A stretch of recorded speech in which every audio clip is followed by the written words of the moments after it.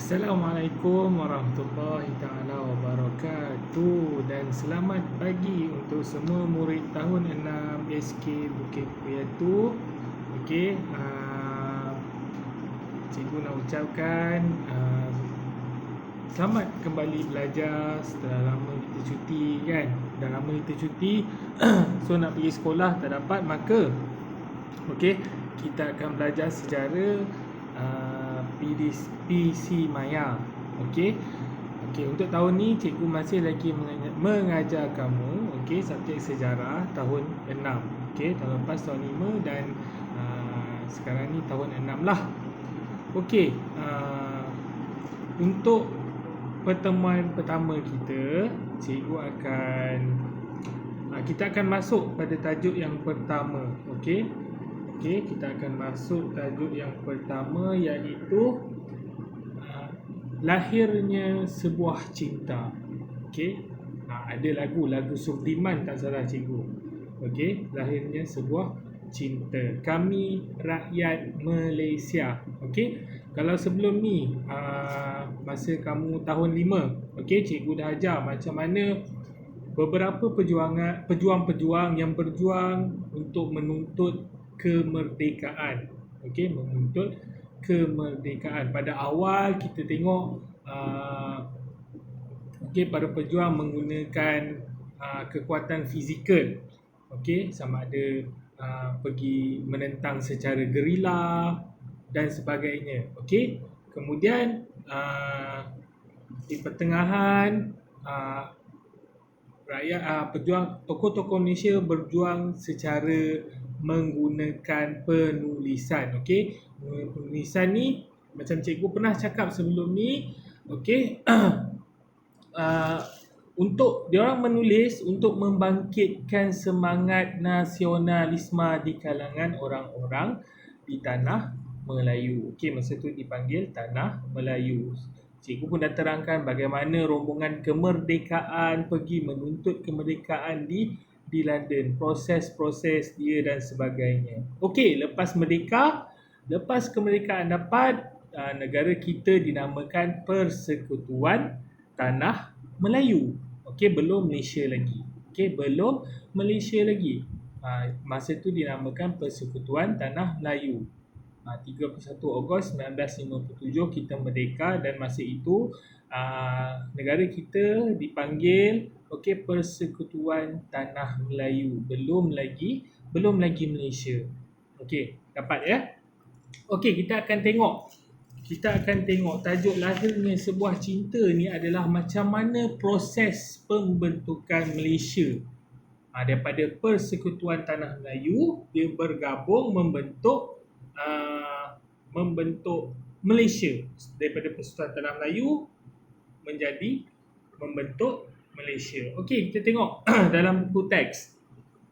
Okey, pembentukan Malaysia. Gagasan pembentukan Malaysia ini telah dinyatakan oleh Tunku Abdul Rahman Putra Al-Haj semasa beliau berucap dalam satu majlis Persatuan Wartawan Luar Asia Tenggara di Singapura pada tahun 27 Mei 1961. So idea ni datang daripada Tunku Abdul Rahman Putra Al-Haj, Perdana Menteri masa tu selepas kemerdekaan.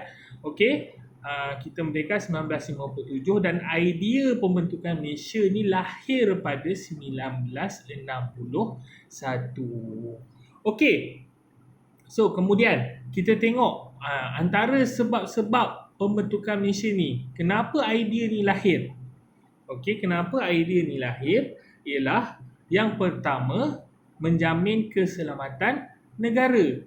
Okey, Singapura dan Sarawak menghadapi ancaman komunis. Okey, pihak komunis berusaha menjadikan Sarawak sebagai sebuah negara komunis bagi menyebarkan pengaruhnya di Asia Tenggara. Okey, yang seterusnya, Persekutuan Tanah Melayu telah mempunyai pengalaman dalam menghadapi ancaman komunis. Okey, nak cerita kat sini komunis ni kamu tahulah, komunis ni kalau dulu antara yang sangat-sangat kejam, tapi bukan itu saja.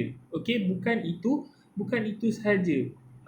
Idea-idea komunis ni sebenarnya kalau kita lihat, dia datang daripada barat lah, Karl Marx. Okey, itu cikgu tak nak sentuh lah. Tapi antara yang dikatakan fahaman komunis ni, kalau komunis memerintah, okey, yang pertama ialah cukai pendapatan yang tinggi, yang berat. Itu antara salah satu ideologi komunis. Okey, yang kedua, semua harta adalah milik kerajaan. Semua kerajaan punya. Kamu tak boleh nak ada tanah, kamu tak boleh nak ada rumah, semua kerajaan sediakan. Okey? Perampasan hak milik harta. Maksudnya kalau kamu ada kebun yang besar, mak ayah kamu ada kebun. Tapi kalau dalam ideologi komunis ni, kebun, ladang kelapa sawit ke, ladang getah ke, itu semua milik kerajaan. Okey? Tidak boleh tiada hak persendirian. Okey, menghapuskan semua hak milik. Macam cikgu cakap tadi lah. Okey, tiada hak milik. Dan yang terakhir, tidak membenarkan monopoli. Maksudnya, contoh.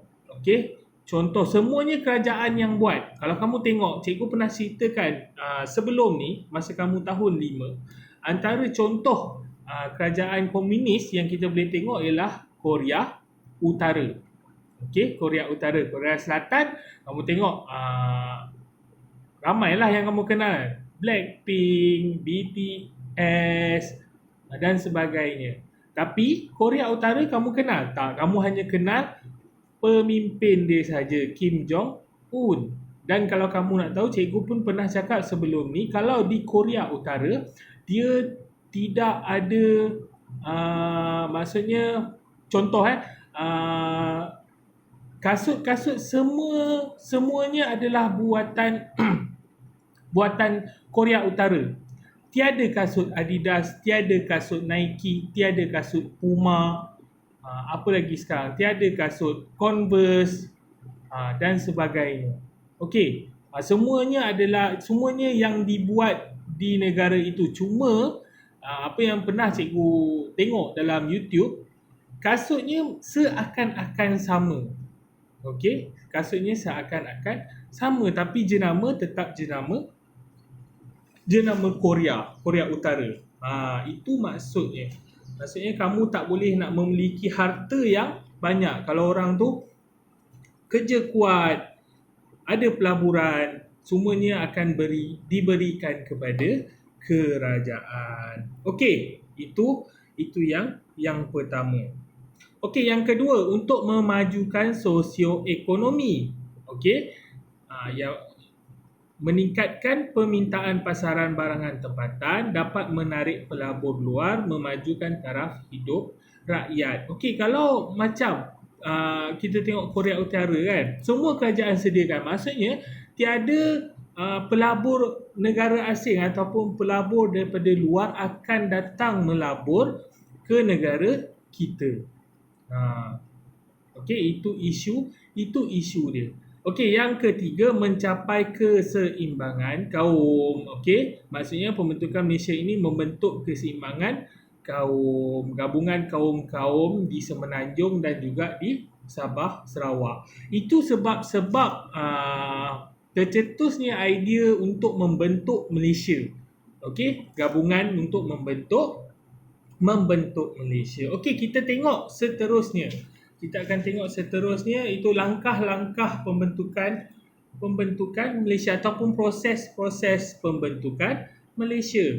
Okey, ini dia, pelbagai langkah telah diambil bagi memastikan pembentukan Malaysia mencapai kejayaan. Antara langkah yang diambil ialah pemuafakatan, perundingan dan proses perundangan. Okey, kita tengok poin yang pertama. Okey, pada Mei 1961, Tunku Abdul Rahman Putra Al-Haj telah menyatakan gagasan pembentukan Malaysia. Okey, ni yang tadilah. Okey, idea dia, usaha-usaha untuk menyebarkan idea pembentukan Malaysia dipergiatkan. Okey, melalui akhbar, radio dan sebagainya. Okey, langkah yang kedua pada Julai 1961, Jawatan Kuasa Perundingan Perpaduan Malaysia JPPM telah ditubuhkan bagi memberikan penerangan tentang pembentukan Malaysia. Jawatan kuasa ini telah mencapai persetujuan untuk menyokong pembentukan Malaysia. So jawatan kuasa ni diorang akan pergi ke setiap tempat, okey, untuk memberikan penerangan. Okey, apa ni? Apa ni pembentukan Malaysia? Apa ni pembentukan yang ada dalam pembentukan Malaysia? Dia akan terangkan supaya rakyat faham, kemudian barulah rakyat boleh bersetuju ataupun tidak. Okey, faham? Okey, yang ketiga pada Januari 1962, okey, Kerajaan Persekutuan Tanah Melayu dan British telah bersetuju menubuhkan sebuah suruhanjaya untuk menilai reaksi penduduk negeri-negeri yang terlibat. Okey, nama suruhanjaya ni adalah Suruhanjaya Cobbold. Okey, ahli suruhanjaya tersebut terdiri daripada Lord Cobbold. Lord Cobbold ni dia pengurusi kepada Suruhanjaya. Okey, Sir Anthony Abel, Sir David Watterson, Tan Sri Wong Pao Ni dan Tun Muhammad Ghazali bin Syafi'i. Suruhanjaya ini dikenali sebagai Suruhanjaya Cobbold. Ini yang cikgu terangkan. Dia dibentuk pada 17 Januari 1962. Tarikh lebih tepat dia lah. Okey, tarikh lebih tepat dia. Tapi kalau kamu nak tahu, sebelum tu dah ada perbincangan. Lepas idea daripada Perdana Menteri, okey, Tunku Abdul Rahman Putra Al-Haj, ada beberapa siri mesyuarat. Okey, ada beberapa siri mesyuarat yang telah diadakan sebelum Suruhanjaya ini ditubuhkan. Okey, bermula daripada 27 Mei 1961, siri mesyuarat bermula sehingga bulan Ogos sehingga bulan Ogos 1962. Okey, faham? Okey, seterusnya kamu akan tengok poin yang keempat, pada September 1962 referendum diadakan di Singapura. Apa maksud referendum tu? Kamu mesti tertanya kan? Okey, referendum tu adalah pungutan suara. Maksudnya diorang pergi ke Singapura, diorang dapatkan pungutan suara. Maksudnya diorang tanya. Okey, diorang tanya secara rawak lah pemimpin rakyat, okey, tentang idea pembentukan Tanah Melayu. Dan kebanyakannya, tengok poin yang kedua, penduduk Singapura bersetuju untuk menyertai Malaysia. Sebab salah satu sebabnya adalah untuk melepaskan diri daripada ideologi komunis. Okey, itu salah satu cara dia. Okey, yang kelima kita tengok pada Julai 1963, Kerajaan Persekutuan Tanah Melayu dan British telah menerima cadangan laporan Suruhanjaya Cobbold. Hasilnya, persetujuan dicapai untuk menubuhkan Malaysia. Hasil daripada Suruhanjaya Cobbold ni, okey, persetujuan dicapai. Okey, maksudnya semua bersetuju. Okey, semua bersetuju untuk menubuhkan Malaysia. Perjanjian Malaysia telah ditandatangani oleh Wakil Kerajaan British, Persekutuan Tanah Melayu, Sarawak, Borneo Utara ataupun Sabah sekarang ni, dan juga Singapura. Okey. Seterusnya, poin yang ke-6, Ogos 1963, pembentukan Malaysia mendapat tentangan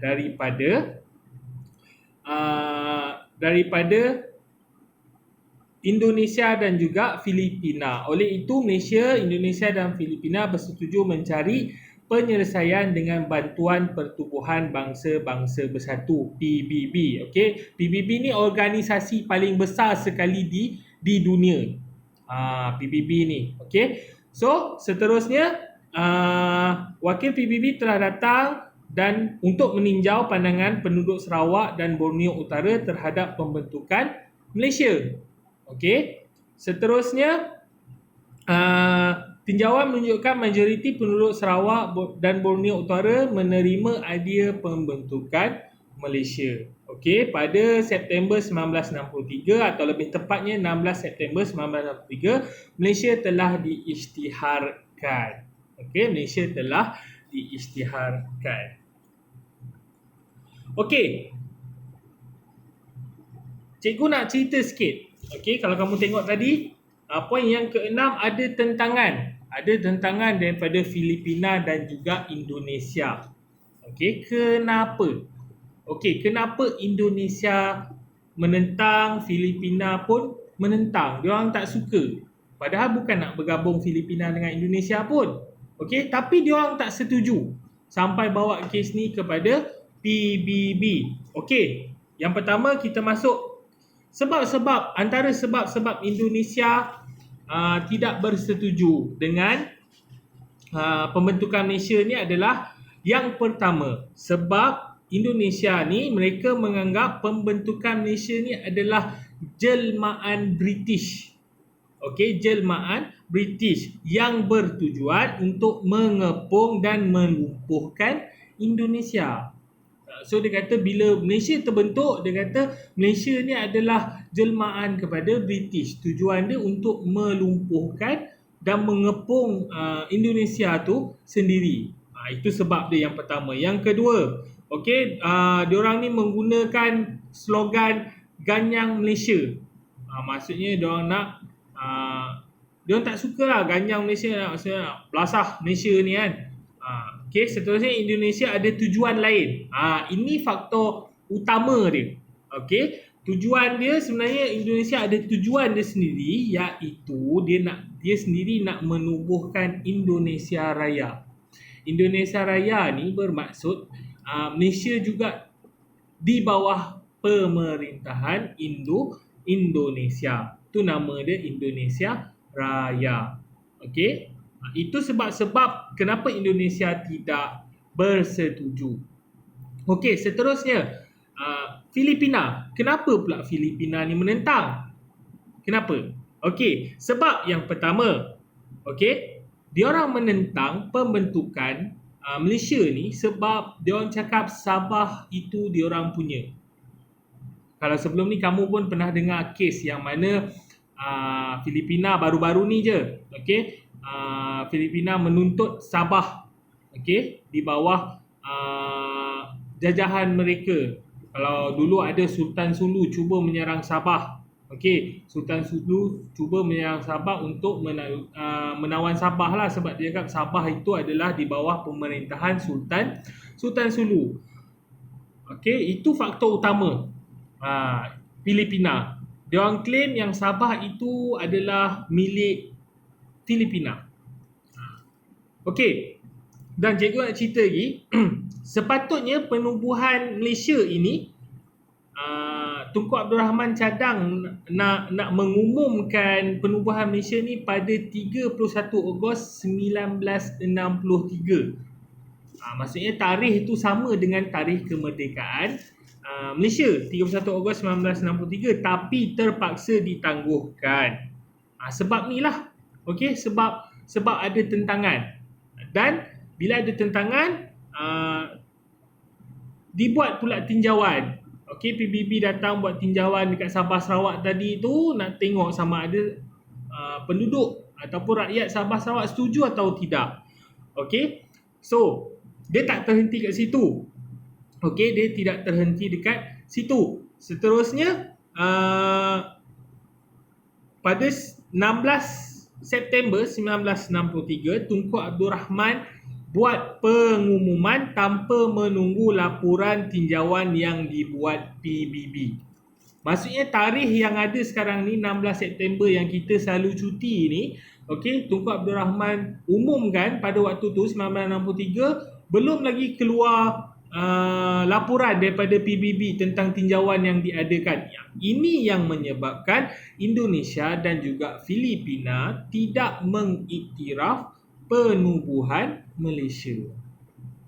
Okey, Ini sebab dia. Okey, ini sebab dia kenapa Indonesia dan Filipina tidak mengiktiraf.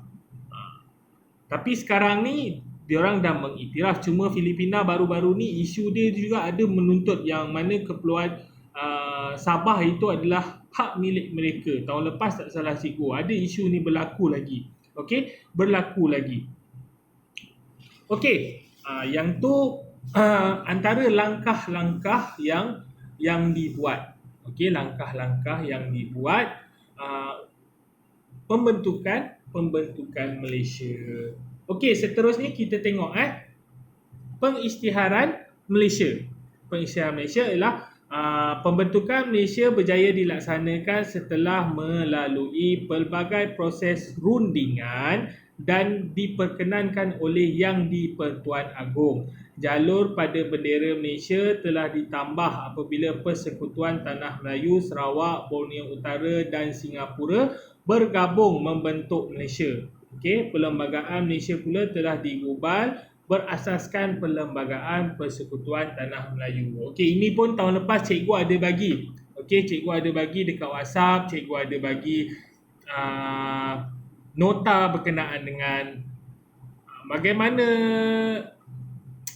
apa ni? Bendera ni dibentuk. Okey, bagaimana bendera ini mendapat bentuk sebegini. Okey, daripada berapa jalur kemudian ditambah pula seperti yang ada sekarang. Okey, kalau kamu tengok warkah tu itu adalah warkah Permasyuran Malaysia. Okey, nanti kamu boleh bacalah. Warkah asal itu ditulis dalam dalam tulisan Jawi. Okey, dalam tulisan Jawi. Okey, cikgu baca sikitlah. Dengan nama Allah yang Maha Murah lagi Maha Mengasihani. Segala puji-pujian bagi Allah, Tuhan seru kesekalian alam, dan selawat dan salam bagi junjungan kita Nabi Muhammad dan bagi sekalian keluarga serta sahabat-sahabatnya.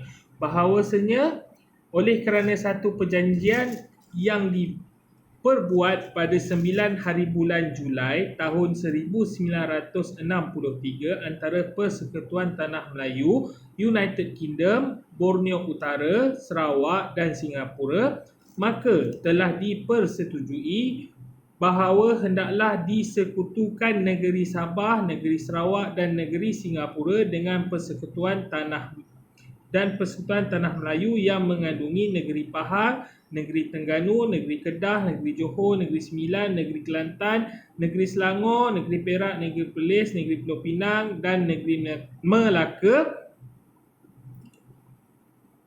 dan bahawa persekutuan ini hendaklah dinamakan Malaysia. Dan bahawasanya oleh kerana pihak-pihak dalam perjanjian yang tersebut telah bersetuju bahawa mulai daripada penubuhan Malaysia, maka negeri Sabah, negeri Sarawak dan negeri Singapura hendaklah tamat daripada menjadi jajahan takluk Duli Yang Maha Mulia Baginda Queen dan Duli Yang Maha Mulia Baginda Queen. Tiada lagi mempunyai kedaulatan dan kuasa dalam ketiga-tiga buah negeri tersebut. Dan bahawasanya oleh kerana telah dimasyurkan sesuatu perlembagaan bagi Malaysia yang akan menjadi kanun yang muktamad di dalamnya, dan bahawasanya oleh kerana perlembagaan yang tersebut itu telah diadakan syarat bagi menjaga keselamatan, hak-hak dan keutamaan duli-duli yang maha mulia raja-raja serta hak-hak asasi dan kebebasan sekalian rakyat, dan bagi menggalakkan keamanan dan kemesraan di dalam Malaysia sebagai kerajaan yang mempunyai raja yang berperlembagaan yang berdasarkan demokrasi cara berparlimen. Dan bahawasanya oleh kerana perlembagaan yang tersebut itu telah disahkan oleh suatu undang-undang yang diluluskan oleh Parlimen, Persekutuan Tanah Melayu dan Parlimen United Kingdom, maka telah berjalanlah kuat kuasa perlembagaan itu pada 16 hari bulan September tahun 1963.